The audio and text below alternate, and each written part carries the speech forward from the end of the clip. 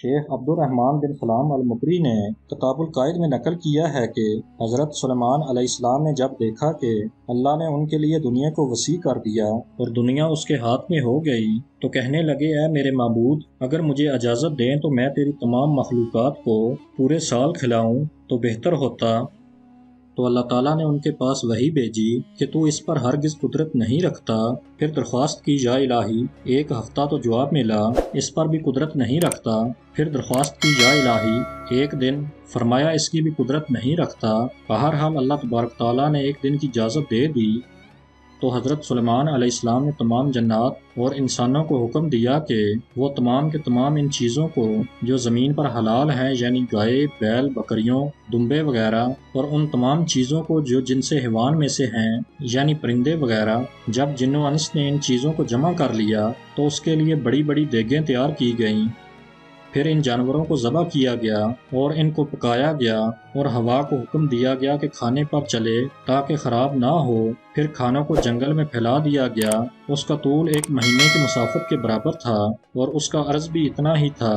پھر اللہ تعالیٰ نے حضرت سلیمان علیہ السلام کے پاس وحی بھیجی، اے سلیمان علیہ السلام، تو مخلوقات میں سے کس سے دعوت شروع کرے گا؟ تو حضرت سلیمان علیہ السلام نے فرمایا کہ میں دریا کے جانوروں سے شروع کروں گا۔ تو اللہ تعالیٰ نے بحر محیط کی ایک مچھلی کو حکم دیا کہ وہ حضرت سلیمان علیہ السلام کی ضیافت میں سے کھائے۔ چنانچہ اس مچھلی نے سر اٹھایا اور کہا، اے سلیمان، میں نے سنا ہے کہ تو نے ضیافت کا دروازہ کھول دیا ہے اور آج میری ضیافت تو کرے گا۔ حضرت سلیمان علیہ السلام نے فرمایا، لے اور کھانا شروع کر۔ چنانچہ وہ مچھلی آگے بڑھی اور دسترخوان کے شروع سے کھانے لگی۔ مچھلی نے اس قدر کھایا کہ ایک ساتھ میں سارا کھانا صاف کر دیا۔ پھر اس مچھلی نے آواز لگائی کہ اے سلیمان، مجھے کھانا کھلاؤ اور میرا شکم سیر کرو۔ حضرت سلیمان نے فرمایا کہ تو سارا کھا گئی اور اب بھی تیرا پیٹ نہیں بھرا۔ تو مچھلی نے کہا، کیا اسی طرح میزبان کا جواب ہوتا ہے مہمان کے لیے؟ اے سلیمان علیہ السلام، آپ خوب جان لیجئے کہ میرے لیے ہر روز اس طرح جتنا تو نے پکایا دن میں 3 مرتبہ متعین ہے، اور آج میرے کھانے کے روکنے کا سبب تو بنا ہے اور تو نے میرے کھانے میں کمی کر دی۔ اسی وقت حضرت سلیمان علیہ السلام اللہ کے سامنے سجدہ کرتے ہوئے گر پڑے اور کہنے لگے، پاک ہے وہ ذات جو کفالت کرنے والی ہے مخلوق کی روزیوں کے ساتھ، جہاں سے مخلوق جانتی بھی نہیں کہ کہاں سے آتا ہے۔